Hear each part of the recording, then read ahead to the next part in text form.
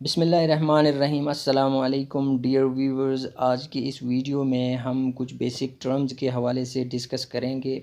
जब आप रिसर्च की बात करते हैं, स्पेशली रिसर्च में फार्मूलेशन ऑफ हाइपोथेसिस की बात करते हैं, उसमें कुछ बेसिक टर्म्स आपको इम्पोर्टेंट होती हैं जिनके बारे में जानना निहायत ही ज़रूरी होता है। इसमें से एक है हाइपोथेसिस। हाइपोथेसिस बेसिकली होता क्या है, इसको हम डिस्कस करने की कोशिश करेंगे।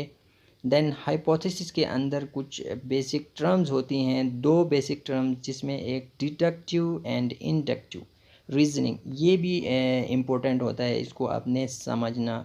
तो dear viewers, first of all हम बात करते हैं रिसर्च हाइपोथेसिस की। हाइपोथेसिस रिसर्च में उस स्टेटमेंट को कहते हैं स्टेटमेंट ऑफ प्रिडिक्शन और expectations which are to be tested through research. Research में कुछ आप प्रिडिक्शंस और एक्सपेक्टेशंस जो है आप सपोज कर रहे होते हैं, आप सपोज करते हैं, एक क्वेश्चन बनाते हैं अपने हिसाब से। फॉर एग्जांपल हम कहते हैं कि smoking is caused by cancer, this is a hypothesis. और in another way you can say another example is plasmodium is caused by malaria is caused by plasmodium। so इसको प्रूव करने के लिए आप डिफरेंट स्टेजेस और different means से जब आप उसको टेस्ट करते हैं तो उसके दो ही रिजल्ट्स आ सकते हैं, या तो ये ट्रू होगा या ये ट्रू नहीं होगा। ठीक है, तो उसकी फिर टाइप्स हैं हाइपोथेसिस की।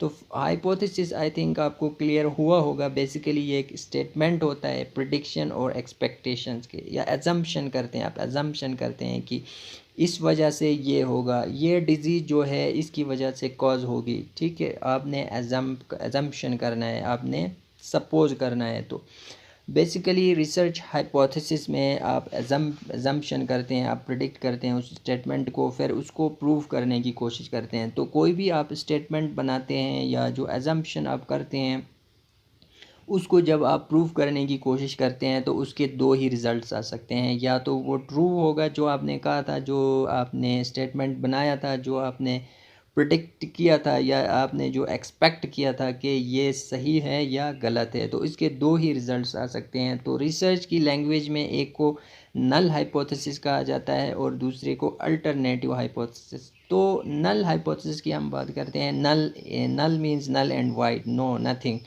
तो अगर आप जो टेस्ट करते हैं, जो आपने प्रिडिक्शन या जो आपने स्टेटमेंट बनाई थी, उसको टेस्ट करने के बाद ये साबित होता है कि उनके दरमियान में कोई रिलेशनशिप नहीं पाई जाती, जो डेटा सेट्स थे या जो आपने स्टेटमेंट बनाया था, आपने जो प्रोसेस होता है थ्रू सिस्टमेटिक वे जो रिसर्च में होता है, ठीक है, हाइपोथेसिस को टेस्ट करने के लिए आपने जो मीन्स यूज़ किए, करने के बाद आपने ये फाइंड किया कि there was no relationship between those data sets or those variables, और जो आपने प्रिडिक्शन बनाया था कि लेट्स सपोज हमने कहा था कि जो स्मोकिंग है उसकी वजह से कैंसर काज होता है, तो आपने देखा, एक्सपेरिमेंट किया, टेस्ट किया और ये पता चला कि स्मोकिंग जो है उसका कॉज नहीं है। ठीक है, तो ये नल हाइपोथेसिस कहा जाता है। जो आपने जो स्टेटमेंट बनाया था, जो आपने प्रिडिक्ट किया था, वो सही साबित नहीं हुआ, वो ट्रू साबित नहीं हो गया। तो हाइपोथेसिस में जो आपने असम्पशन या स्टेटमेंट बनाया था, वो अगर ट्रू साबित ना हो, प्रूफ ना हो, तो उसको नल हाइपोथेसिस कहा जाता है।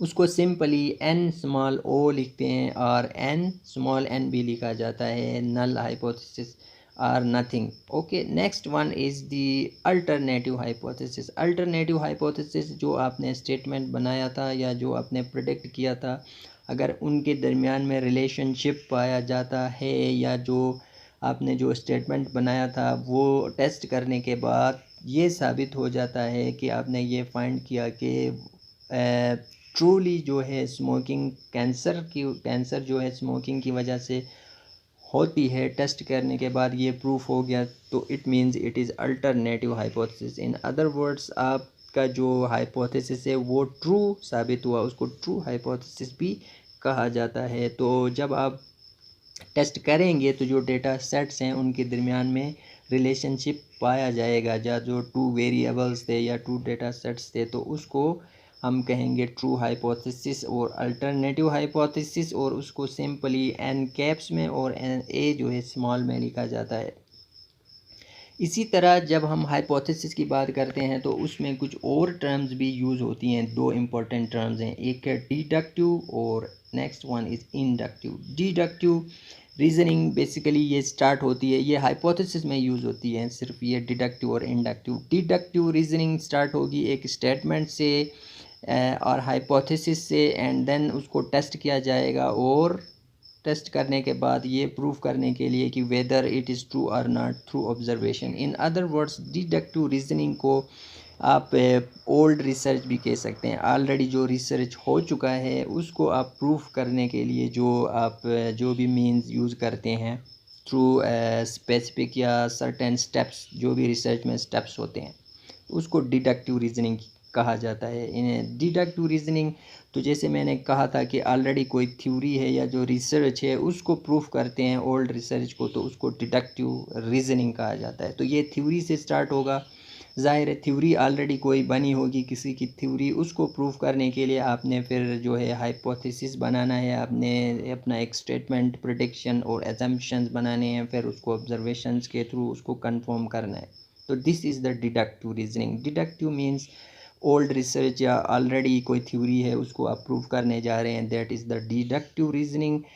Inductive reasoning, inductive means new research, इसमें टोटली अपोजिट है डिडक्टिव के। उसमें ये था कि थ्योरी से आपने स्टार्ट करना था, फिर जाके हाइपोथेसिस को टेस्ट करना और कंफर्म करना। Here it is totally opposite one. Inductive reasoning आपने ऑब्जर्वेशन से स्टार्ट करनी है, जैसे कि मैंने कहा कि this is the new research, आप कोई नया रिसर्च करने जा रहे हैं तो फर्स्ट ऑफ ऑल उसके लिए you will start from observation, then moves backward towards generalisation and theory.